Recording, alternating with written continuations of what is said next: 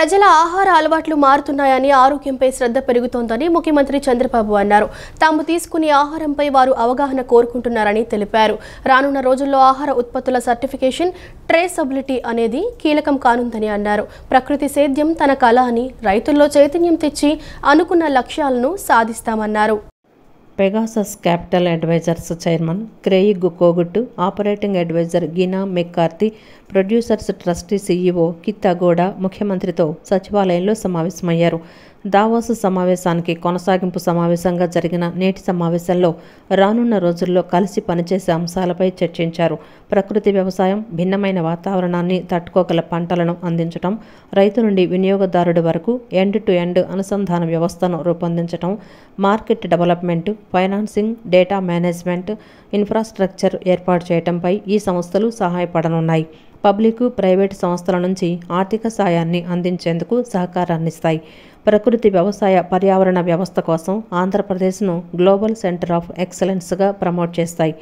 ఈ మేరకు రాష్ట్ర ప్రభుత్వ సంస్థ అయిన రైతు సాధికార సంస్థతో Pegasus Capital Advisors, Producers Trust సంస్థలు ఎంఓయూ చేసుకోనున్నాయి.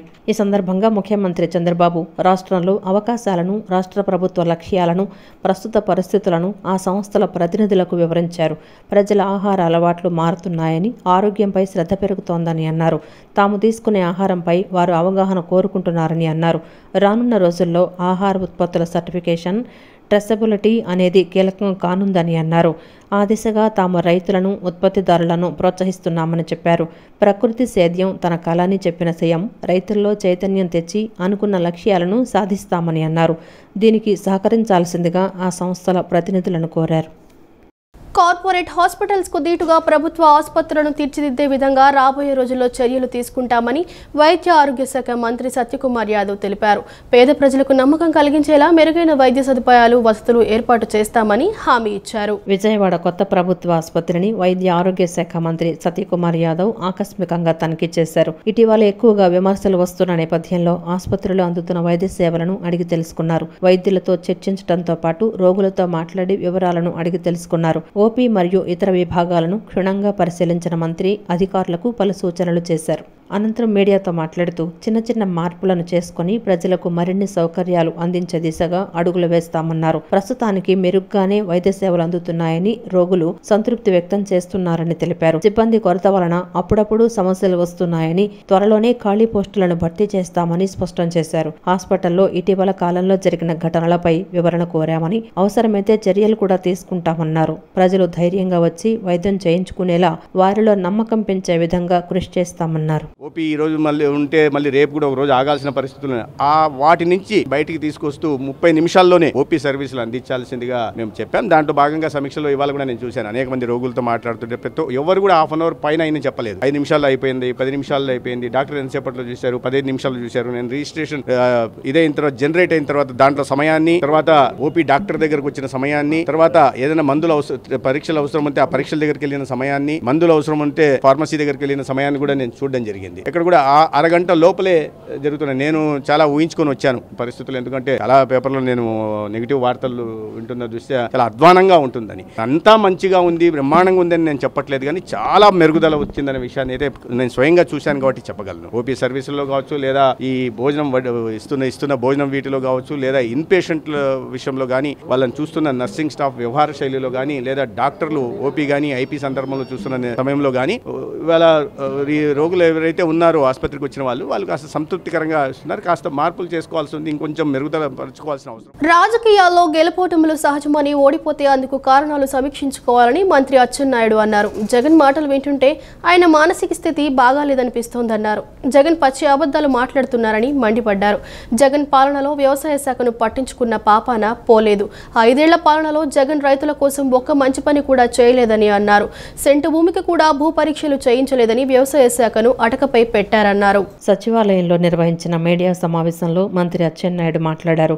మాజీ సీఎం జగన్ చేసిన వ్యాఖ్యలపై మంత్రి ఆగ్రహం వ్యక్తం చేశారు. 150 సీట్లతో అధికారంలోకి వచ్చిన వ్యక్తి 5 ఏళ్లు ప్యాలెస్లకే పరిమితమయ్యారని విమర్శించారు. ప్రతిపక్షాలు, మీడియా ఎంత ఘోషించినా 5 ఏళ్లు ప్యాలెస్లు విడలేదన్నారు. ఇలాంటి వ్యక్తి రాజకీయాల్లో ఉండొద్దనే ఈ ఎన్నికల్లో ప్రజలు చిత్తుచిత్తుగా ఓడించారన్నారు. అధికారంలో ఉన్న, విపక్షంలో ఉన్న నిరంతరం ప్రజల కోసం పనిచేసేవాడే నిజమైన నాయకుడని చెప్పారు. జగన్ మిర్చి యార్డు వద్ద పచ్చి అబద్ధాలు చెప్పారన్నారు. ఎవరైనా నవ్వుకుంటున్నారన్న స్పృహ కూడా లేదని పేర్కొన్నారు. గుంటూరు మిర్చి యార్డు ఇప్పుడు కొత్తగా రాలేదు, గతంలోనూ ఉందని చెప్పారు. జగన్ సొంత మీడియాలో అబద్ధాలు ప్రచారం చేయిస్తున్నారని తెలిపారు. రాష్ట్రంలో 11 జిల్లాల్లో మిర్చి పంట పండుతోందని, ధర 13,000కు పడిపోయిందని జగన్ అంటున్నారని, గత 10 ఏళ్లలో మిర్చి ధరలు పరిశీలిస్తే అత్యధికంగా 13,000 ధర ఉందన్నారు. 2 ఏళ్లు మాత్రమే మిర్చి రైతులకు 20,000 ధర పలికిందన్నారు. మిర్చి రైతులకు ఇబ్బందులున్న మాట వాస్తవం. సాగు ఖర్చులు పెరిగాయని, పని లేకపోవడంతోనే జగన్ అనవసర విమర్శలు చేస్తున్నారన్నారు. 5 ఏళ్లు నాటకాలాడి ఇప్పుడేమో ప్రేమ వలకపోస్తున్నారని మండిపడ్డారు. 5 సంవత్సరాలు ఈ రాష్ట్రంలో ప్రధానమైనటువంటి శాఖలు, 70% మంది బతుకుతున్నటువంటి శాఖలు, ఈ రాష్ట్రానికి ఆదాయ మార్గాలను తీసుకొస్తున్నటువంటి శాఖల్ని 5 సంవత్సరాలు తాళమేసి బిగించినటువంటి వ్యక్తి ఈ రోజు ఆ శాఖల గురించి మాట్లాడుతున్నాడు. ఈ రోజు వ్యవసాయ అనుబంధ శాఖలు ఈ రాష్ట్రంలో 60-70% మంది వ్యవసాయం అనుబంధ రంగాల మీద ఆధారపడ్డారు. అందులో రాష్ట్రానికి ఎక్కువ ఆదాయ వనరులు వచ్చినటువంటి శాఖ వ్యవసాయ అనుబంధ శాఖలు. 5 సంవత్సరాలు ఒక్కటంటే ఒక్కటి రైతు గురించి నువ్వు చేసి ఇది నేను చేశానని చెప్తే ఎవరమైనా సరే గౌరవిస్తాం. ఒకవేళ ఆయన చేసిన మంచి విషయాలుంటే తీర్చుకొని ఆచరిస్తాం. 5 సంవత్సరాల్లో అతి ప్రధానమైనటువంటి శాఖలో సాయిల్ టెస్టింగ్ అనేది ఒక్కరికి 1 సెంటు భూమికి సాయిల్ టెస్టింగ్ చేసి 1 కార్డైనా నువ్వు ఇచ్చావని నిరూపించగలిగితే నువ్వు చెప్పిన దానికి నేను సిద్ధంగా ఉంటా. కూటమి ప్రభుత్వం ఏర్పడిన తర్వాత ప్రజలకు అందిస్తున్న సేవల్లో లోపాలను గుర్తిస్తూ మరింత మెరుగైన సేవలు అందించేందుకు డిఎస్ఓలు, డిఎంలు సిద్ధంగా ఉండాలని రాష్ట్ర పౌర సరఫరాల శాఖ మంత్రి నాదెండ్ల మనోహర్ అన్నారు. గత 5 సంవత్సరాలుగా నష్టపోయి నమ్మకాన్ని కోల్పోయిన రైతుకు కూటమి ప్రభుత్వం భరోసా కల్పించిందని తెలిపారు. రాష్ట్ర ప్రభుత్వం దీపం 2 పథకాన్ని అత్యంత ప్రతిష్టాత్మకంగా నిర్వహిస్తుందన్నారు. వచ్చే విద్యా సంవత్సరం నుంచి రాష్ట్ర వ్యాప్తంగా mid day meals, social welfare హాస్టళ్లకు పౌర సరఫరాల శాఖ నుంచి సన్నబియ్యాన్ని ప్రత్యేక ప్యాకింగ్తో అందించబోతున్నట్లు తెలిపారు. విజయవాడ కానూరులోని సివిల్ సప్లై భవనంలో మంత్రి నాదెండ్ల మనోహర్ అధ్యక్షతన పౌర సరఫరాల శాఖ జిల్లా అధికారులతో సమావేశం జరిగింది. ఈ సందర్భంగా మంత్రి నాదెండ్ల మనోహర్ మాట్లాడుతూ అధికారులందరూ కలిసి టీమ్ స్పిరిట్తో పనిచేద్దామని పిలుపునిచ్చారు. ప్రజలకు జవాబుదారీతనం పెంచే విధంగా పనిచేయాలని, ఇక్కడ civil supply corporation, civil supply department రెండూ కలిసి ఒకే నిర్ణయంతో ముందుకు సాగాలని సూచించారు. ఏదైనా సమస్య వచ్చినప్పుడు నిలబడి మెరుగుగా పనిచేయటం, తద్వారా అంతిమంగా వ్యవస్థ నిలబడాలని పేర్కొన్నారు. ప్రభుత్వం ధాన్యం కొనుగోలు ప్రారంభించిన తర్వాత మిల్లర్లకు వద్దు, ప్రభుత్వానికే ధాన్యం అమ్ముతామనే పరిస్థితి రైతు నుంచి వచ్చిందన్నారు. ఇప్పటి వరకు 5.21 లక్షల మంది రైతుల నుంచి 32 లక్షల మెట్రిక్ టన్నుల ధాన్యం కొనుగోలు చేశామని, 7,522 కోట్లు విడుదల చేసినట్లు చెప్పారు. 24 గంటల్లోనే 7,508 కోట్లు రైతుల ఖాతాల్లో జమ చేయడం జరిగిందన్నారు. ధాన్యం సేకరణలో 30,000 లారీల ద్వారా 37,000 మంది హమాలీలు ధాన్యం సేకరణలో పాల్గొన్నారని తెలిపారు. టెక్నాలజీ వాడకంతో తొలిసారిగా 7333593735 నంబర్కు హాయ్ అని వాట్సాప్ చేయటం ద్వారా ధాన్యం కొనుగోలు జరిగిందన్నారు. 93 లక్షల మంది గ్యాస్ బుకింగ్ చేసుకోగా 714.57 కోట్ల నగదు లబ్ధిదారుల ఖాతాల్లో జమ చేసినట్లు చెప్పారు. Gas delivery boys cylinder delivery సమయంలో అదనపు ఛార్జీలు వసూలు చేయకుండా చర్యలు చేపట్టాలని సూచించారు. త్వరలో ఆన్లైన్ వ్యవస్థ తీసుకురాబోతున్నామని, అందుకు జిల్లా స్థాయి అధికారులు సిద్ధం కావాలన్నారు. క్షేత్రస్థాయిలో ప్రక్షాళన జరగాలని, గతంలో ఉన్న అలవాట్లు మారాలని, ఆ విధంగా పౌర సరఫరాల జిల్లా స్థాయి అధికారులు నిర్ణయం తీసుకోవాలన్నారు. టెక్నాలజీని ఉపయోగించుకొని ఆన్లైన్ వ్యవస్థకు సిద్ధం కావాలన్నారు. జిల్లా స్థాయిలో ఈ ఆఫీస్, ఈ ఫైలుకు పటిష్టమైన వ్యవస్థను ఏర్పాటు చేసుకోవాలన్నారు. మిర్చి రైతులను ఆదుకునేలా చర్యలు చేపట్టాలని కోరుతూ కేంద్ర వ్యవసాయ శాఖ మంత్రి శివరాజ్ సింగ్ చౌహాన్కు సీఎం చంద్రబాబు లేఖ రాశారు. మార్కెట్ జోక్యం ద్వారా తగ్గిన ధరను భర్తీ చేసేలా చూడాలని లేఖలో పేర్కొన్నారు. సాగు వ్యయానికి విక్రయ ధర మధ్య వ్యత్యాసాన్ని గుర్తించాలన్నారు. 50% నిష్పత్తిలో కాకుండా 100% నష్టాన్ని కేంద్రమే భరించాలని అభ్యర్థించారు. ఏపీలో మిర్చి రైతుల దుస్థితిపై కేంద్రానికి ముఖ్యమంత్రి చంద్రబాబు నాయుడు లేఖ రాశారు. కేంద్రం వెంటనే మిర్చిని కొనుగోలు చేయాలంటూ కేంద్ర వ్యవసాయ శాఖ మంత్రి శివరాజ్ సింగ్ చౌహాన్కు సీఎం లేఖ రాశారు. మార్కెట్ ఇంటర్వెన్షన్ స్కీమ్ కింద వెంటనే మిర్చిని కొనుగోలు చేయాలని కోరారు. మిర్చి రైతుల పరిస్థితి, మార్కెట్లో ధరల పతనంపై ఈ నెల 14వ తేదీన ఢిల్లీలో జరిగిన సమావేశం వివరాలను లేఖలో పేర్కొన్నారు. వెంటనే రాష్ట్ర ప్రభుత్వం ప్రతిపాదనలను కూడా సమర్పించిందని వివరించారు. రాష్ట్ర ఆర్థిక పరిస్థితి దృష్ట్యా మార్కెట్ ఇంటర్వెన్షన్ పథకం కింద మొత్తం వ్యయాన్ని కేంద్రమే భరించాలని ఈ సందర్భంగా సీఎం కోరారు. ఈ ఏడాది మిర్చి విస్తీర్ణం పెరిగి ఉత్పత్తి కూడా అధికంగా ఉందని తెలిపారు. గతంలో ప్రత్యేక వెరైటీ మిర్చి క్వింటాల్ 20,000 రూపాయలు ఉండగా నేడు ఆ ధర 13,000కు పడిపోయిందని పేర్కొన్నారు. సాధారణ రకం మిర్చి క్వింటాల్కు 11,000 రూపాయలకు పడిపోయిందని వివరించారు. పలు దేశాలకు ఎగుమతి తగ్గడం వలన ఈ పరిస్థితి నెలకొందని వెల్లడించారు. రైతులు ధరలు పడిపోవడం వలన తీవ్ర ఆర్థిక నష్టాలకు గురవుతున్నారన్నారు. వెంటనే కేంద్ర మార్కెట్ ఇంటర్వెన్షన్ పథకం కింద కొనుగోళ్లు ప్రారంభించి రైతులను ఆదుకోవాలని ముఖ్యమంత్రి చంద్రబాబు లేఖలో కోరారు. ఆంధ్రప్రదేశ్ రాష్ట్రంలో పర్యాటక అభివృద్ధికి పెద్దపీట వేస్తున్నామని, సమగ్ర పర్యాటక అభివృద్ధి లక్ష్యంగా రానున్న 5 ఏళ్లలో 25,000 కోట్ల పెట్టుబడులు లక్ష్యంగా నిర్దేశించుకున్నామని రాష్ట్ర పర్యాటక, సాంస్కృతిక, సినిమాటోగ్రఫీ మంత్రి కందుల దుర్గేష్ తెలిపారు. పర్యాటక రంగంలో ఉత్తేజం నింపేలా రాష్ట్ర ప్రభుత్వం పర్యాటక రంగానికి పరిశ్రమ హోదా కల్పించిందని, తద్వారా పరిశ్రమలకు ఇచ్చే రాయితీలన్నీ పర్యాటక రంగానికి కూడా వర్తింపజేస్తున్నామని మంత్రి దుర్గేష్ అన్నారు. పర్యాటకుల భద్రతకు పెద్దపీట వేస్తూ పర్యాటక రంగం ద్వారా రాష్ట్ర ఆర్థిక అభివృద్ధితో పాటు ఉపాధి అవకాశాలు పెంచేందుకు కృషి చేస్తున్నామన్నారు. ఢిల్లీలోని యశోభూమిలో జరిగిన south Asia leading travel tourism exhibition 2025 వేదికగా రాష్ట్ర పర్యాటక, సాంస్కృతిక, సినిమాటోగ్రఫీ మంత్రి కందుల దుర్గేష్ తనదైన శైలిలో ప్రసంగించి ఇన్వెస్టర్లను అమితంగా ఆకట్టుకున్నారు. పెట్టుబడిదారులకు భరోసా కల్పించారు. ఏపీలో పర్యాటక అభివృద్ధి కోసం నూతన టూరిజం పాలసీ 2024-29ని తీసుకొచ్చామని వివరించారు. పబ్లిక్ ప్రైవేట్ పార్ట్నర్షిప్ PPP విధానం ద్వారా పర్యాటక అభివృద్ధి చేయాలని భావిస్తున్నామని, పర్యాటక రంగానికి ఊతమిచ్చేలా రాష్ట్రంలో పెట్టుబడి పెట్టేందుకు వచ్చే పెట్టుబడిదారులకు పెద్ద ఎత్తున మెరుగైన రాయితీలు, ప్రోత్సాహకాలను కల్పించి ప్రభుత్వం తరపున పూర్తి సహకారం అందిస్తామని భరోసానిచ్చారు. పర్యాటకులను ఆకర్షించే విధంగా రాష్ట్ర వ్యాప్తంగా టూరిజం సర్క్యూట్లు, యాంకర్ హబ్బులు, థీమాటిక్ అప్రోచ్ ఏర్పాటు, అంతర్జాతీయ మౌలిక వసతుల కల్పన తదితర విభిన్న కార్యక్రమాలు, పర్యాటక ప్రాజెక్టులు చేపడుతున్నామని తెలిపారు. అందమైన దృశ్య కావ్యానికి ప్రతీకగా నిలిచే ఆంధ్రప్రదేశ్ రాష్ట్రంలో ప్రత్యేకించి పర్యాటక రంగంలో విస్తృతమైన అవకాశాలు, వనరులు ఉన్నాయని, పెట్టుబడులు పెట్టేందుకు ఇదే సరైన సమయమని వివరించి ఇన్వెస్టర్లు, టూర్ ఆపరేటర్లు, ట్రావెలర్స్, ఔత్సాహికులను ఆహ్వానించారు. రాష్ట్రంలో పర్యాటక అభివృద్ధికి పుష్కలమైన అవకాశాలు, వనరులున్న నేపథ్యంలో వాటన్నింటినీ సమర్థవంతంగా వినియోగించుకొని పర్యాటక రంగంలో ఏపీని దేశంలో అగ్రప్రధాన నిలుపుతామన్నారు.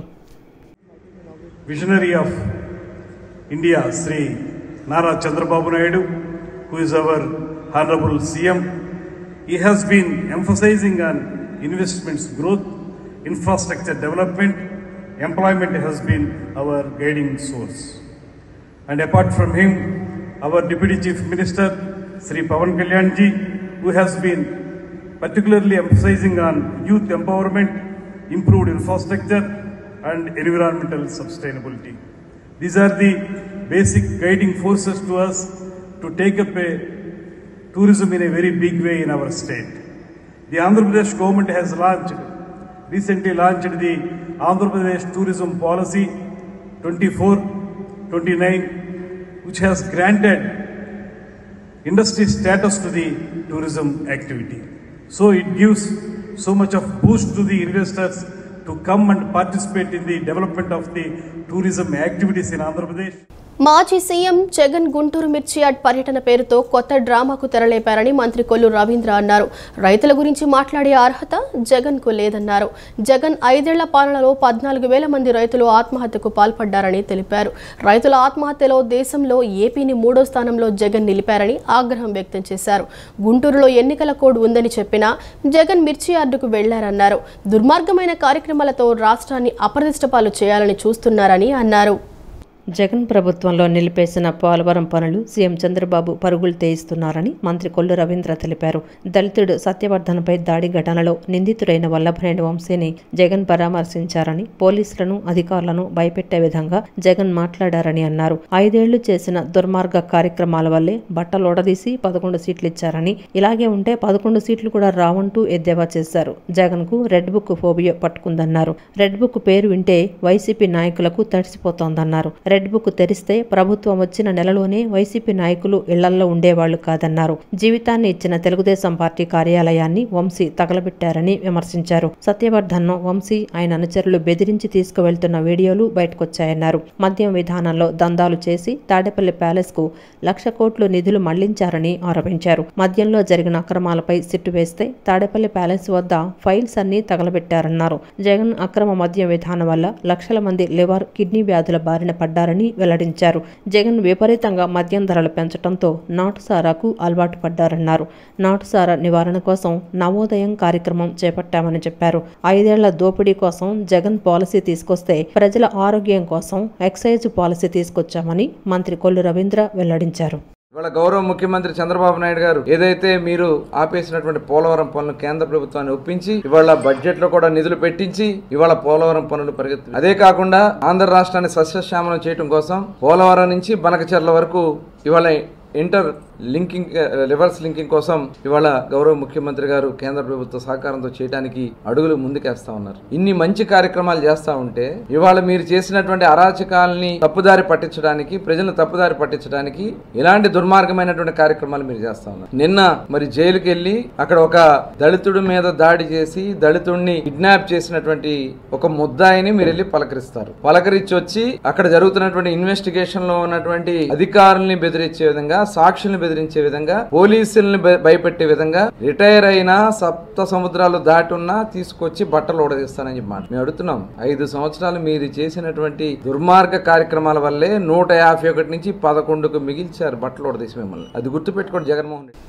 గన్నవరం మాజీ ఎమ్మెల్యే వంశీ అరెస్టు విషయంలో జగన్ ప్రజల్ని తప్పుదోవ పట్టిస్తున్నారని మంత్రి బాల వీరాంజనేయ స్వామి అన్నారు. వైసీపీకి చెందిన దళిత నాయకులు జైలులో ఉంటే జగన్ వెళ్లలేదన్నారు. గుంటూరులో ఎన్నికల కోడ్ అమలులో ఉందని, అయినా మిర్చి యార్డుకు వెళ్లి జగన్ న్యూసెన్స్ చేశారని మండిపడ్డారు. రైతులపై ప్రేమ ఉన్నట్టు జగన్ మాట్లాడుతున్నారని అన్నారు. రైతు భరోసా నిధులు కూడా ఇవ్వకుండా గత ప్రభుత్వంలో జగన్ మోసం చేశారని మంత్రి బాల వీరాంజనేయ స్వామి అన్నారు. రైతుల గురించి మాట్లాడే అర్హత జగన్ కు లేదని తెలిపారు. కష్టాల్లో ఉన్న రైతులను ఆదుకుంది ఎన్డీఏ ప్రభుత్వమని వెల్లడించారు. జగన్ ఎన్ని కుట్రలు చేసినా ప్రజలు నమ్మరన్నారు. అన్ని విధాలుగా జగన్ తిరస్కరణకు గురయ్యారు కాబట్టే 11 సీట్లు వచ్చాయన్నారు.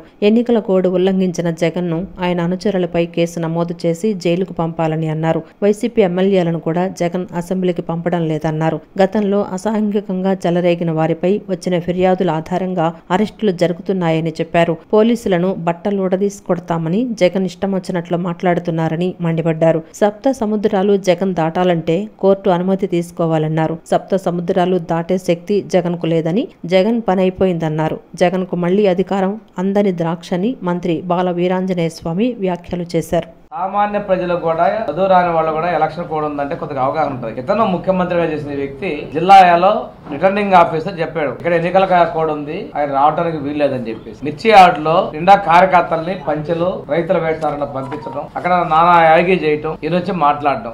ఎన్నికల కోడ్ ఉంది రావద్దని చెప్పినప్పటికీ కూడా ఆయన అక్కడ న్యూసెన్స్ చేయటం, తనకేదో రైతుల మీద ప్రేమ ఉన్నట్టు, ఇక్కడేదో అన్యాయం జరుగుతున్నట్టు మాట్లాడుతున్నారు. మా ప్రభుత్వం వచ్చింది 8 నెలలు పూర్తయింది, అయినప్పుడు కూడా రైతుల కష్టాల్లో ఉన్నప్పుడు పూర్తిగా ఆదుకున్నటువంటి ప్రభుత్వం మా ఎన్డీఏ ప్రభుత్వం. ఆ రోజు మేము రైతులకు ఇచ్చినటువంటి దానిలో, రైతు భరోసాలు ఇచ్చినటువంటి దానిలో ఆఖరా విడత ఎగ్గొట్టింది నువ్వు కాదా? 5 విడతల మేము ఇచ్చేటప్పుడు నిలువున రైతులు ముంచేసింది నువ్వు కాదా? ఆ రోజు ఒక తెలుగుదేశం ప్రభుత్వంలో ఇల్లు కట్టుకున్నారని చెప్పేసి పేదలు ముంచింది నువ్వు కాదా? ఆ రోజు పనులు చేసినటువంటి కాంట్రాక్టర్లు ముంచింది నువ్వు కాదా? జగన్ మిర్చి యార్డుకు వెళ్లటం హాస్యాస్పదంగా ఉందని టీడీపీ సీనియర్ నేత సోమిరెడ్డి చంద్రమోహన్ రెడ్డి అన్నారు. జగన్ హయాంలో మిర్చి రైతులు అనేక సమస్యలు ఎదుర్కొన్నారన్నారు. వైకాపా ప్రభుత్వంలో వ్యవసాయ శాఖను మొత్తానికే మూసేశారని మండిపడ్డారు. మిర్చి పంటకు తెగుళ్లు వస్తే జగన్ పట్టించుకోలేదని, కనీసం రైతులకు స్ప్రేయర్లు కూడా జగన్ ప్రభుత్వం ఇవ్వలేదని దుయ్యబట్టారు. మంగళగిరిలోని టీడీపీ కార్యాలయంలో టీడీపీ సీనియర్ నేత సోమిరెడ్డి చంద్రమోహన్ రెడ్డి మీడియాతో మాట్లాడారు. 2014-19, 2019-24 మధ్య రైతులకు ఎవరేం చేశారో చర్చకు సిద్ధంగా ఉన్నామన్నారు. వైఎస్ఆర్ కాంగ్రెస్ పార్టీ హయాంలో రైతు ఆత్మహత్యలు ఎక్కువ జరిగాయన్నారు. ధాన్యం కొన్న 6 నెలలకు జగన్ డబ్బులిచ్చారని చెప్పారు. రేపు చంద్రబాబు ఢిల్లీ వెళ్తారు. అక్కడ కేంద్ర మంత్రిని కలిసి మిర్చి రైతుల సమస్యల గురించి వివరిస్తారు. మరి జగన్ ఢిల్లీ వెళ్ళినప్పుడు ఏనాడైనా రైతుల గురించి మాట్లాడారా? జైలు బెయిలు గురించి తప్ప మరో అంశం చెప్పారా అని సోమిరెడ్డి ప్రశ్నించారు. GOMS నంబర్ 28 డేటెడ్ 9/1/2020 అంటే 9 జనవరి 9, 2020లో గవర్నమెంట్ ఆఫ్ ఆంధ్రప్రదేశ్ మిర్చికి ఇచ్చిన రేటు రెడ్ చిల్ 7,000 రూపాయలు పర్ క్వింటాల్, 7,000 రూపీస్. 23లో కూడా అదే చేసావు నువ్వు. ఈరోజు అక్కడ మిర్చి 11,500, 12,000 నుంచి 13,000కి పోతుంది. రోజుకి 400-500 పెరుగుతుంది. రోజుకి 400-500 పెరుగుతుంది. అయినా మా ముఖ్యమంత్రి చంద్రబాబు నాయుడు గారు క్లియర్గా 10 ఐటమ్స్ ఇచ్చి వీటిని పరిశీలించి రైతుల కష్టాల్లో కేంద్ర ప్రభుత్వం ఆదుకోవాలని చెప్పి పంపించారు. రేపు కేంద్ర మంత్రిని కలవబోతున్నారు, ఢిల్లీలో కలవబోతున్నారు. తమరు ఎప్పుడన్నా ఢిల్లీకి పోయినప్పుడు రైతుల గురించి కేంద్రంతో ఎప్పుడన్నా మాట్లాడారా? కేసులు, బెయిళ్లు, జైళ్లు తప్ప ఏ రోజన్నా ప్రయత్నం చేశారా? ఇమాం మౌసంల గౌరవ వేతనాల కోసం 45 కోట్లు విడుదల చేయడం పట్ల హర్షం వ్యక్తం చేస్తూ సింగ్నగర్లోని సెంట్రల్ నియోజకవర్గ తెలుగుదేశం పార్టీ కార్యాలయంలో ముఖ్యమంత్రి నారా చంద్రబాబు నాయుడు చిత్రపటానికి పాలాభిషేకం చేశారు. ఈ కార్యక్రమంలో ఎమ్మెల్యే బోండా ఉమామహేశ్వరరావు ముస్లిం మైనారిటీ పెద్దలతో కలిసి పాల్గొన్నారు. ఈ సందర్భంగా ఆయన మాట్లాడుతూ ముఖ్యమంత్రి చంద్రబాబు రాష్ట్రంలోని మైనారిటీలకు ఇచ్చిన హామీలను ప్రణాళికాబద్ధంగా అమలు చేస్తున్నారని అన్నారు. రాష్ట్రంలోని 5,000 మంది ఇమాంలకు గౌరవ వేతనం అందనుందని చెప్పారు. ఇందుకు ప్రభుత్వం 45 కోట్లు విడుదల చేసిందన్నారు. వేసవిలో విజయవాడ నగరపాలక సంస్థ కల్పించే సౌకర్యాలలో ప్రజలకు ఎటువంటి ఇబ్బందులు తలెత్తకుండా చూడాలని కమిషనర్ ధ్యానచంద్ర అధికారులను ఆదేశించారు. తాగునీటి సరఫరాలో ఎటువంటి సమస్య రాకుండా చూసుకోవాలని, కొండ ప్రాంతాల్లో తాగునీటికి లోటు లేకుండా చూసుకోవాలని అధికారులకు సూచించారు. విజయవాడ నగరపాలక సంస్థ కార్యాలయం సమావేశ భవనంలో ఇంజనీరింగ్ సిబ్బందితో సమీక్షా సమావేశం నిర్వహించారు. ఈ సందర్భంగా కమిషనర్ మాట్లాడుతూ వేసవిలో ప్రజలకు ఎటువంటి ఇబ్బందులు కలగకూడదని, ప్రత్యేకించి త్రాగునీటి సరఫరాలో కొండ ప్రాంతాలకు ఎటువంటి లోటు లేకుండా నీటి సరఫరా జరగాలని అన్నారు. అందుకు అనుగుణంగా కావలసిన వాహనాలను, వాటర్ ట్యాంకర్లను సమకూర్చుకోవాలని సూచించారు. జనాభా ఎక్కువగా ఉన్న చోట త్రాగునీటి సౌకర్యాలను మరింత పెంచాలని, కొండ ప్రాంతాల్లో నివసిస్తున్న ప్రజలకు త్రాగునీటి సౌకర్యం కల్పించేందుకు విజయవాడ నగరపాలక సంస్థ కావలసిన చర్యలను తీసుకోవాలన్నారు. గత సంవత్సరంలో మంచినీటి సమస్యలు ఉన్న ఇళ్లు, ప్రదేశాలను దృష్టిలో ఉంచుకొని ముందుగానే వారికి నీటి సరఫరా అయ్యేటట్లు ప్రణాళికను సిద్ధం చేయాలని అధికారులను, నగర పరిధిలో గల ప్రాజెక్టులు, పార్కుల నిర్వహణలో ఎటువంటి ఇబ్బంది కలగకుండా ప్రణాళిక సిద్ధం చేయాలని, ప్రస్తుతం ఉన్న అన్ని బోర్లను ఉపయోగంలోకి తీసుకురావాలన్నారు. అసిస్టెంట్ ఇంజనీర్లందరూ ప్రజలతో మాట్లాడి వారి అవసరాలను తెలుసుకొని, వారి ఇబ్బందులను కనుక్కొని వారికి అన్ని అవసరాలు తీరేటట్లు, ఇబ్బందులు లేకుండా చూసేటట్లు ప్రణాళికను సిద్ధం చేయాలని ఆదేశించారు. విజయవాడ నగర పరిధిలో గల అన్ని ప్రాంతాలను క్షేత్రస్థాయిలో పర్యటించి ఎటువంటి నీటి లీకేజీలు లేకుండా చర్యలు తీసుకోవాలని, అధికారులందరూ అప్రమత్తంగా ఉంటూ లీకేజీలన్నీ ఎప్పటికప్పుడు మరమ్మతులు చేయాలని అధికారులను ఆదేశించారు. వేసవి కాలంలో ప్రజలు ఎటువంటి ఇబ్బంది పడకుండా ఉండేందుకు పక్కా ప్రణాళికతో తదుపరి నిర్వహించే సమీక్షా సమావేశంలో చర్చించాలని ఆదేశాలిచ్చారు. యనమల కుదురులో వేయించేసిన శ్రీ పార్వతీ సమేత శ్రీ రామలింగేశ్వర స్వామి ఆలయంలో ఈ నెల 25వ తేదీ నుంచి జరగనున్న మహాశివరాత్రి బ్రహ్మోత్సవాలకు పటిష్ట ఏర్పాట్లు చేస్తున్నారు. శివరాత్రి సందర్భంగా 26న స్వామిని అధిక సంఖ్యలో భక్తులు దర్శించుకుంటారని, ప్రభోత్సవంలో అవాంఛనీయ ఘటనలు జరగకుండా జాగ్రత్తలు తీసుకుంటామని ఈవో భవాని తెలిపారు. అన్ని శాఖల సమన్వయంతో ఉత్సవాలను జయప్రదం చేస్తామని వివరించారు. మహాశివరాత్రి ఉత్సవాలకు శ్రీ రామలింగేశ్వర ఆలయం సిద్ధమైంది. ఈ నెల 25వ తేదీ నుంచి ఉత్సవాలు ప్రారంభమవుతూ ఉండగా 3 రోజుల పాటు కన్నుల పండుగ నిర్వహించనున్నారు. ఆలయాన్ని రంగులు, విద్యుత్ దీపాలంకరణతో తీర్చిదిద్దుతున్నారు. ఈ నెల 25న స్వామి, అమ్మవార్లను పెండ్లి కుమారుడు, పెండ్లి కుమార్తెగా చేయనున్నారు. రాత్రి 9 గంటలకు విఘ్నేశ్వర పూజ, పుణ్యాహవచనం, దీక్షాధారణ, అఖండ స్థాపన, అంకురారోపణ, మండపారాధన, అగ్నిప్రతిష్ఠ, ధ్వజారోహణ, బలిహరణ పూజలు చేయనున్నారు. 26న స్వామివారికి విశేష అభిషేకాలు, బిల్వార్చన, అమ్మవారికి కుంకుమ పూజలు, మధ్యాహ్నం 1 గంటకు గ్రామప్రభ వేలం, గండదీపం మొక్కులు, 3 గంటలకు ప్రభోత్సవం, అర్ధరాత్రి 2:34 స్వామివార్ల కళ్యాణ మహోత్సవం, 27న ఉదయం 9 గంటలకు గ్రామోత్సవం, వసంతోత్సవం, త్రిశూల స్నానం, ప్రత్యేక పూజలు నిర్వహించనున్నట్లు ఆలయ ఈవో భవాని తెలిపారు. కాగా ఉత్సవంలో కీలకమైన ప్రభోత్సవం ప్రధాన ఆకర్షణ కానుంది. కోలాటాలు, భజనలు, కోయ నృత్యాలు, బేతాళ వేషాలు, మేళతాళాలతో ప్రభోత్సవం ముందుకు సాగుతుంది.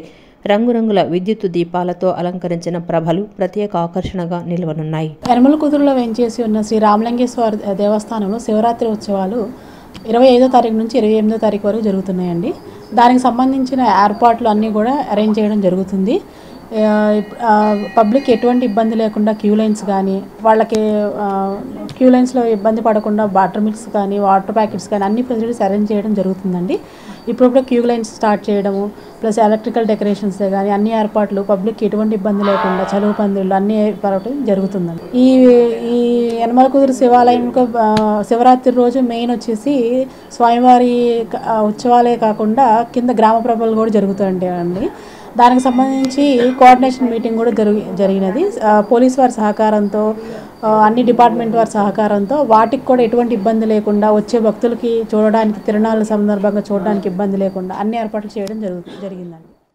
బ్రహ్మకుమారిలు భక్తి శ్రద్ధలతో సామాజిక సేవా దృక్పథంతో ఎన్నో కార్యక్రమాలు చేపడుతున్నారని సెంట్రల్ నియోజకవర్గ ఎమ్మెల్యే బోండా ఉమామహేశ్వరరావు అన్నారు. ప్రజల్లో ఆధ్యాత్మిక శక్తిని పెంపొందింపజేసి యోగా ధ్యాన పద్ధతులను వివరిస్తున్నారని తెలిపారు. సెంట్రల్ నియోజకవర్గంలోని సీతారాంపురం ప్రజాహిత బ్రహ్మకుమారి ఈశ్వరీయ విశ్వవిద్యాలయం వారి ఆధ్వర్యంలో 89వ త్రిమూర్తి శివ జయంతి మహోత్సవ వేడుకలు ఘనంగా నిర్వహించారు. ఈ కార్యక్రమానికి ప్రభుత్వ విప్ సెంట్రల్ నియోజకవర్గ ఎమ్మెల్యే బోండా ఉమామహేశ్వరరావు, ఆయన సతీమణి బోండా సుజాత పాల్గొన్నారు.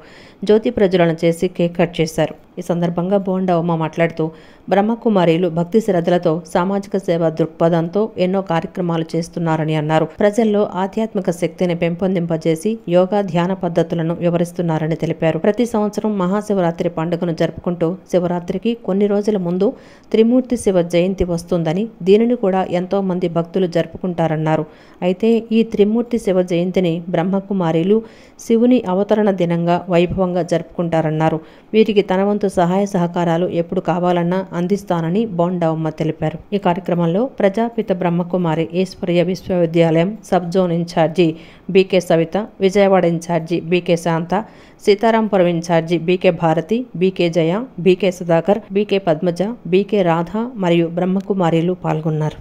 వైసీపీ అధినేత జగన్ పోలీసుల నైతిక స్థైర్యాన్ని దెబ్బతీసేలా చేసిన వ్యాఖ్యలను సభ్య సమాజం హర్షించదని కాంగ్రెస్ నేత కొలనకొండ శివాజీ అన్నారు. దళిత యువకుడిని కొట్టి కేసు విత్డ్రా చేసుకునేలా బెదిరించిన వంశీని శుద్ధపూస అనడం హాస్యాస్పదమని ఎద్దేవా చేశారు. పోలీసుల మీద అనుచిత వ్యాఖ్యలు చేసిన జగన్ ముక్కు నేలకు రాసి క్షమాపణ చెప్పాలని డిమాండ్ చేశారు. గాంధీనగర్లోని తన కార్యాలయంలో కాంగ్రెస్ నేత కొలనకొండ శివాజీ విలేకరుల సమావేశం ఏర్పాటు చేశారు. సమావేశంలో ఆయన మాట్లాడుతూ విజయవాడ సబ్ జైలు వద్ద మాజీ ముఖ్యమంత్రి జగన్ పోలీసుల పట్ల అనుచిత వ్యాఖ్యలు చేయడం సరికాదని అన్నారు. టీడీపీ విడుదల చేసిన వీడియోలో సత్యవర్ధన్ను వంశీ బెదిరిస్తున్నట్లు స్పష్టంగా ఉందని చెప్పారు. పోలీసుల నైతిక స్థైర్యాన్ని దెబ్బతీసేలా చేసిన వ్యాఖ్యలను సభ్య సమాజం హర్షించదని అన్నారు. ఇది నకిలీ కేసా కాదా అని అన్నది సీసీటీవీ ఫుటేజ్లో అర్థమైందని చెప్పారు. దివంగత ముఖ్యమంత్రి నిర్మించిన పట్టిసీమ కాలువ మట్టిని వంశీ అమ్ముకున్నారని ఆరోపించారు. దళిత యువకుణ్ణి కొట్టి కేసు విత్డ్రా చేసుకునేలా బెదిరించిన వంశీని శుద్ధపూస అనడం హాస్యాస్పదమన్నారు. జగన్ మళ్లీ అధికారంలోకి రాడని, అధికారంలోకి వచ్చే వారే అయితే పట్టభద్రుల ఎమ్మెల్సీ ఎన్నికల్లో పోటీ చేయకుండా ఎందుకు పారిపోయారని ప్రశ్నించారు. పోలీసుల మీద అనుచిత వ్యాఖ్యలు చేసిన జగన్ ముక్కు నేలకు రాసి క్షమాపణ చెప్పాలని డిమాండ్ చేశారు. రాజశేఖర్ రెడ్డి గారు తవ్వి వదిలేసిన పోలవరం కాలువల మట్టి మొత్తం కూడా వీళ్ళేగా, ఈయన పార్టీ వాళ్ళేగా, ఆయనేగా అమ్ముకుంది. అన్ని కొండలు గుట్టలు అన్ని ఋషి కొండలకు అన్ని దాన్ని అన్ని బోటు గుండు చేసి కొండలు లేకుండా చేసి అమ్ముకుంది మీరేగా. చేసిన అక్రమాలు ఎక్కడికి పోవు. ఏమన్నా శుద్ధపూస అయినా ఏంటి? ఒక దళిత యువకుడిని తీసుకొచ్చి కొట్టి నానా యాగి చేసి విత్డ్రా చేయించి సిటీసీ ఫుటేజ్ బయటపడిన తర్వాత ఈ విధంగా గగ్గోలు పెట్టడాన్ని ఇది మంచి సాంప్రదాయం కాదు. ఏది ఏమైనా పోలీసుల యొక్క నైతిక స్థైర్యాన్ని దెబ్బతీసే విధంగా మీ సంగతి తెలుస్తామని ఎక్కడికి వెళ్ళినా వాళ్ళే మీ సంగతి తెలుస్తాం. రెవెన్యూ వాళ్ళే అరే 20టీ భూములు కానీ, సొక్కల భూములు కానీ, డీకేటీ భూములు కానీ, దేవాలయ భూములు కానీ, ప్రభుత్వ భూములు కానీ అన్నీ చేపట్టేశారుగా. ఫారెస్ట్ భూములు కానీ ఇక తప్పులు ఎత్తి చూపితే ఎఫ్ఐఆర్ చేస్తే విచారణ చేస్తే అక్రమ కేసు అంటారా? హిందూ సామ్రాజ్య స్థాపన కోసం పోరాడిన యోధుడు ఛత్రపతి శివాజీ అని మాజీ కార్పొరేటర్ ఉత్తమ్ చంద్ బండారి కొనియాడారు. భారతదేశంలో నేడు హిందువులు ధైర్యంగా బతుకుతున్నారంటే ఆ మహనీయుడు చేసిన కృషి ఎంతో ఉందన్నారు. ఆయన ఆశయాల సాధనకు యువత కృషి చేయాలన్నారు. విజయవాడ వన్ టౌన్ సామారంగ చౌక్లో ఛత్రపతి శివాజీ మహారాజు జయంతి వేడుకలను ఘనంగా నిర్వహించారు. శివాజీ చిత్రపటానికి పూలమాలలు సమర్పించి జోహార్లు పలికారు. మాజీ కార్పొరేటర్ ఉత్తమచంద్ బండారి ఆధ్వర్యంలో జరిగిన ఈ వేడుకలలో స్థానికులు పెద్ద ఎత్తున పాల్గొన్నారు. అనంతరం బండారి మాట్లాడుతూ మొఘల్స్ పాలనలో హిందువులను మత మార్పిడి చేయటమే కాకుండా అణిచివేసే ధోరణి కొనసాగిందని, వాటికి వ్యతిరేకంగా పోరాడిన మహనీయుడు ఛత్రపతిని కొనియాడారు. ఆయన చేసిన పోరాటం వలన నేడు భారతదేశంలో హిందువులు స్వేచ్ఛగా బ్రతకగలిగే పరిస్థితి వచ్చిందన్నారు. ఛత్రపతి శివాజీని స్మరించుకోవాల్సిన అవసరం ఎంతైనా ఉందని, ఆయన గొప్పతనాన్ని భావితరాలకు అందించాలన్నారు. ముఖ్యంగా యువత శివాజీ అడుగుజాడల్లో నడవాలని సూచించారు. రాజ్యం ఏదైతే అరాజకత చేసుకుంటూ మన హిందూ ధర్మాన్ని మత మార్పిడి కోసం ప్రెషర్ చేస్తూ రకరకాల ప్రలోభాలకి అట్లాగే రకరకాల యాత్నలు పెట్టినా కూడా మన మరాఠా సామ్రాట్ ఛత్రపతి శివాజీ గారు వీర పోరాటం చేసి వాళ్ళతో మన ఈరోజు నేను హిందూగా ఉన్నానంటే అలాంటి మహాత్ములు అందరూ కూడా ఆ ముఘల్ సామ్రాజ్యాన్ని అడ్డుకోవడం మా పూర్వీకులు చేసిన పుణ్యం లేక మేము ఈరోజు హిందూగా ఉన్నాం. అలాంటి మహత్తరమైన వ్యక్తి శ్రీ ఛత్రపతి శివాజీ గారి జయంతోత్సవ కార్యక్రమము ఈరోజు సామారంగం చౌక్లో చేసే అవకాశం నాకు కలిగినందుకు చాలా సంతోషం. పరమేశ్వరుని ప్రార్థించగా జన్మించిన వీరశౌర తిలకం ఛత్రపతి శివాజీ మహారాజ్. వారి తల్లిగారు కోరిన విధంగా ఆయన హిందూ ధర్మ రక్షణ కోసం, హిందూ రాజ్య స్థాపన కోసం తన జీవిత కాలంలో 33 సంవత్సరాల్లో దాదాపు 400 యుద్ధాలు చేసి 263 కోట్లను స్వాధీనం చేసుకొని యావత్ భారతదేశం అంతటా కూడా మొఘల్ సామ్రాజ్య పరిపాలనలో ఆ రోజు జరుగుతున్న దురహంకార దుర్నీతి పరిపాలనని అంతమొందిస్తూ, అలాగే ముస్లిం మహిళలను కూడా చాలా గౌరవంగా రాజ్యాలను జయించినప్పటికీ వారిని తన సోదరీమణులుగా భావించి ముస్లిం మహిళల్ని ఒక సోదరుల్లాగా వాళ్ళ పుట్టింటికి పంపించి తన ఔదార్యాన్ని, తన ఔన్నత్యాన్ని, తన గొప్పతనాన్ని చాటుకున్న మహాత్ముడు ఛత్రపతి శివాజీ మహారాజ్. బండారి గారి ఆధ్వర్యంలో ఇక్కడ ఘనంగా ఆయన పుట్టినరోజు వేడుకలు జరగడం జరిగింది. ఈ సందర్భంగా చెప్పబోయేది ఏంటంటే, అలాంటి గొప్ప వ్యక్తుల్ని రాబోయే కాలంలో తరానికి మనం ఎంత నిజాయితీగా ప్రజలకు పనిచేయాలని ఈ రాజకీయ తరపు నుంచి మనం ఈ ప్రజలకు తెలియజేయాల్సిన బాధ్యత మనకుంది. జగన్ జైలు పర్యటన చేసి వల్లభనేని వంశీని కలిసిన అనంతరం పోలీసులపై మాట్లాడిన తీరును ఖండిస్తున్నామని జనసేన నాయకులు బాటిత శంకర్ అన్నారు. బట్టలు ఊడదీస్తానడం అభ్యంతరకరమని అన్నారు. మీ నాయకుల మీద, మీ మీద ఎన్ని కేసులు ఉన్నాయో ప్రజలకు తెలుసునన్నారు. అధికారం పోయిందని బాధతో ఇలా మాట్లాడుతున్నారని విమర్శించారు. ఏదైనా రాజకీయంగా మాట్లాడాలని, అంతేకాని ఇష్టానుసారంగా మాట్లాడటం సరికాదన్నారు. జగన్ అసెంబ్లీకి రాకుండా జైలు యాత్రలు చేస్తున్నారని విమర్శించారు. మట్టి మాఫియా చేసిన వల్లభనేని వంశీ కోసం జైలుకు వెళ్లి పరామర్శించడం సిగ్గుచేటన్నారు. తప్పు చేసిన వారిని పోలీసులు శిక్షిస్తారని చెప్పారు. జగన్ రెడ్డి గారు జైలు పర్యటనలు చేస్తూ విజయవాడ నగరంలో వంశీని కలవడం జరిగింది. వంశీని కలిసి వారు బయటకు వచ్చిన మాటలు చాలా విడ్డూరంగా ఉన్నాయి. పోలీసు అధికారుల్ని గొడ్డలు ఊడదీసి మిమ్మల్ని నించోబెడతా అనే అన్న మాట, మరి గొడ్డలు ఊడదీసింది ఎవరికో పోలీసు అధికారులు. గతంలో నువ్వు ఎన్ని తప్పులు చేస్తే నీ గొడ్డలు ఊడదీసి లోపలేసారో కూడా అది కూడా ప్రజలకు చెప్పాలి. నీ మీద ఎన్ని కేసులు ఉన్నాయో చెప్పాలి. మరి నీ గ్యాంగ్కి, నీ వెనక తిరుగుతున్న మాజీ ఎమ్మెల్యేలు కానీ, మాజీ మంత్రులు కానీ ఎన్ని కేసులు ఉన్నాయో కూడా, ఎన్ని కేసుల్లో మీ అందరిని బట్టలు ఊడదీసి పోలీసు అధికారులు లోపలేసారో కూడా చెప్పాలి. అంతేగాని అధికారం పోయిందని ఒకలాగా, అధికారం ఉందని ఒకలాగా, ఇలాగా పోలీసు అధికారులు మాట్లాడకూడదు. ఉమ్మడి కృష్ణా, గుంటూరు జిల్లాల ఎమ్మెల్సీ అభ్యర్థిగా పోటీ చేస్తున్న గుమ్మ శ్రీనివాస్ యాదవ్ను గెలిపించాలని ఆంధ్రప్రదేశ్ బీసీ సమన్వయ కమిటీ కన్వీనర్ రమణ కోరారు. ప్రెస్ క్లబ్లో జరిగిన విలేకరుల సమావేశంలో ఆయన మాట్లాడారు.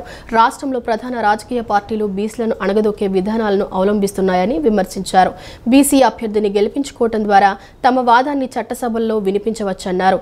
సంఘం నాయకుడు పుట్టా శివ తదితరులు పాల్గొన్నారు. ప్రతి జిల్లాలో కానీ లక్షలాది ఉద్యోగ ఉపాధ్యాయుల అవకాశాలలో, ఉద్యోగ నియామకాలలో ఉండాలంటే స్వతంత్రంగా మాట్లాడేటువంటి అభ్యర్థులు రావాలి. శక్తివంతంగా మాట్లాడేటువంటి వాళ్ళు శాసన మండలిలోకి రావాలి అని మేము తెలియజేస్తున్నాము. ఈరోజు రాష్ట్రంలో ఎక్కడ చూసినా కూడా లక్షలాది మంది చదువుకున్న యువత బయటకు వస్తున్నారు. వారికి ఎక్కడా కానీ ఉద్యోగ భద్రత లేదు. వారి తరపున మాట్లాడేటువంటి నాయకత్వం లేదు. ఎంతసేపు పార్టీ ప్రయోజనాలు తప్ప ఈ సమాజంలో ఉన్నటువంటి నిరుద్యోగ అంశాలపైన శక్తివంతంగా మాట్లాడేటువంటి అంశాలు ఎక్కడా లేవు. మెగా డిఎస్సి ఇస్తామని హామీ ఇచ్చారు. అదే విధంగా జాబ్ క్యాలెండర్ ఇస్తామని హామీ ఇచ్చారు. ఇవన్నీ కూడా గాలికి వదిలేశారు. ఎక్కడా కూడా వాటి ప్రస్తావన అనేది తీసుకొని రాలేదు. మరి ఉన్నటువంటి ఎమ్మెల్సీలు ఎవరు కూడా ఈ విషయాన్ని ఎక్కడా కూడా ప్రస్తావించకుండా వాళ్ళ పదవిని కేవలం అలంకరణగానే మిగిలిపోయింది. మరి ఈ రోజు మరి ముఖ్యంగా చూసినట్లయితే గ్రూప్ 2 మెయిన్స్ పరీక్ష ఈ నెల 23వ తేదీన జరపడానికి ఆంధ్రప్రదేశ్ పబ్లిక్ సర్వీస్ కమిషన్ నిర్ణయించింది. ఆ యొక్క గ్రూప్ 2 పరీక్ష విషయంలో రోస్టర్ విధానం చాలా తప్పులున్నాయి. ఆ తప్పును సవరించమని రాష్ట్ర ముఖ్యమంత్రి గారికి లేఖ రాశాము, మెయిల్ చేశాను. మరి అదే విధంగా నిరుద్యోగులందరూ కూడా తెలియజేశారు. ఆ రోస్టర్ విధానం 2024 నుంచి ఎప్పుడైతే నోటిఫికేషన్ జారీ చేశారో అప్పటి నుంచి ఈ విధానం కొనసాగుతూనే ఉంది. ఈ వార్తలు ఇంతటితో సమాప్తం. మరో బులెటిన్తో మళ్ళీ కలుసుకుందాం. అంతవరకు సెలవు. నమస్కారం.